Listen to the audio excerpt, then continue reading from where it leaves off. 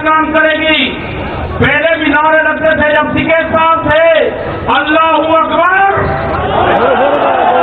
अल्लाहू अकबर, ये नारे लगते थे। हर हर महादेव और अल्लाहू अकबर के नारे इसी धरती से लगते थे।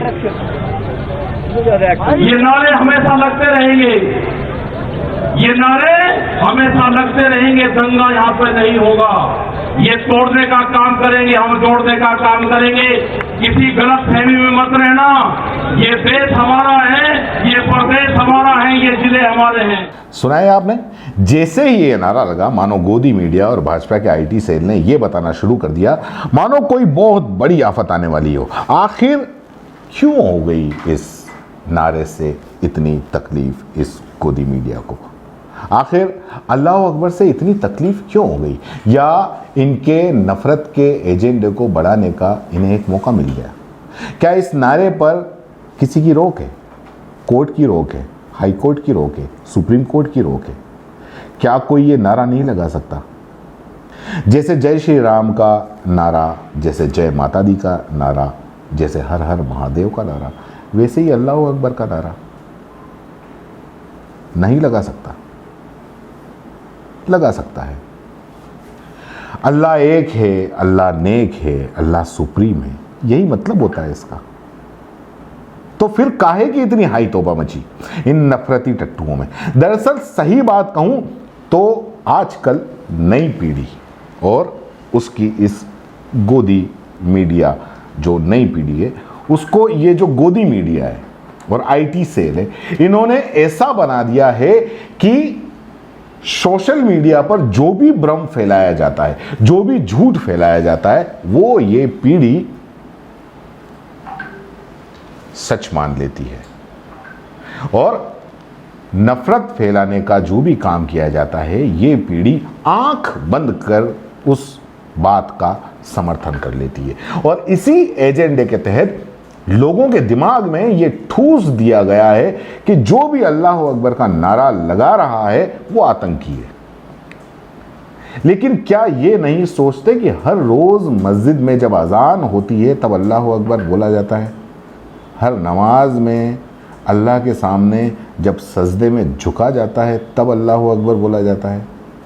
ये शब्द सदियों से बोला जाता रहा है और ये कब से बोला जाता रहा है, ये इस बारे में ये एक अलग बात है।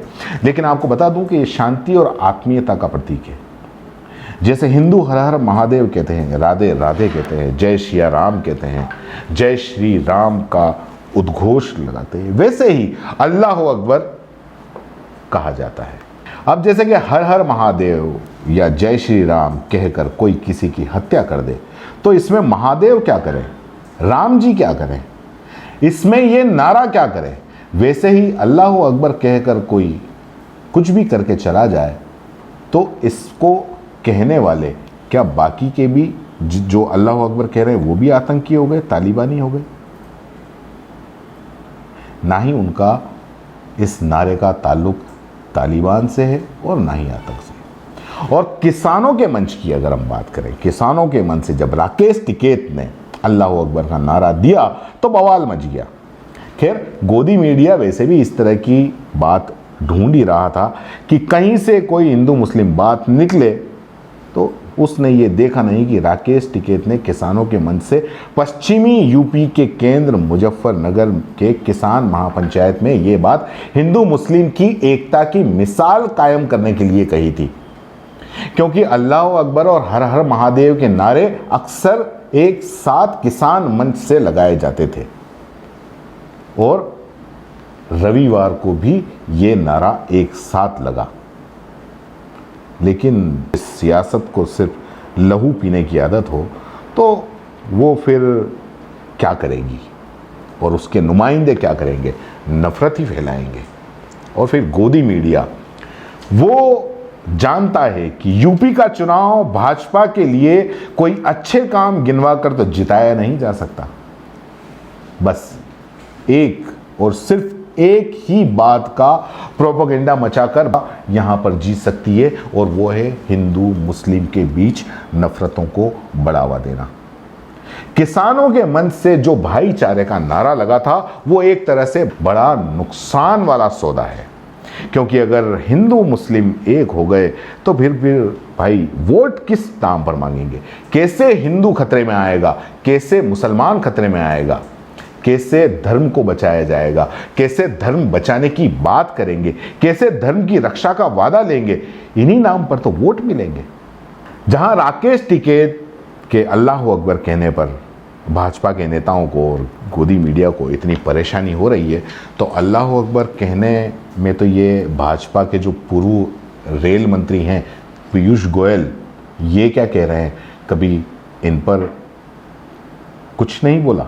मैंने जाफर भाई की परमिशन ली है कि मैं अगर शुरुआत कर सकूं उस छोटे वाक्य से जो हमने तब सीखा था और जो मेरे मन में ऐसा बैठ गया है कि रोज सुबह जब मैं पूजा करता हूं उसमें मैं वो वाक्य भी साथ में जोड़ता हूं, ला इलाहा इल्लल्लाह मुहम्मदुर रसूलुल्लाह। ये दरअसल कुछ साल पुराना वीडियो है, लेकिन ये बात बिल्कुल वही अल्लाह अकबर वाला कह रहे हैं। बस फर्क इतना है कि ये भाजपा के उस वक्त के रेल मंत्री रहे हैं और भाजपा के नेता हैं, इसलिए इन पर कोई सवाल नहीं। लेकिन खैर, जहां चुनाव हैं अभी और चुनाव ही जहां पर अल्लाह और श्री राम के बीच करवाने की तैयारी कर रहे हों, जहां अली और बजरंगबली में फ़र्क समझाया जाएगा, जहां राज्य की बेहतरी की बात न करके बुर्का, तालिबान, अफगानिस्तान और पाकिस्तान पे बात होगी, जहां पर हर आम आदमी के दिमाग में सिर्फ और सिर्फ हिंदू मुस्लिम का फ़र्क समझाया जाएगा, जहां हिंदू खतरे में है ये कहकर बहुसंख्यक को डराया जाएगा, वहां और क्या उम्मीद की जा सकती है कि जिस मंच से हिंदू मुस्लिम एकता की बात समझाई जाती रही हो, वहां इस बार भी हिंदू मुस्लिम एकता की मिसाल दी गई और उसी मिसाल का नारा लगाया गया, वो ही बात समझाई जाए, तो फिर कौन खतरे में आएगा? अगर हिंदू मुस्लिम एक हो गए तो ये आप सोच सकते हैं कि कौन खतरे में आएगा। जय हिंद, जय भारत।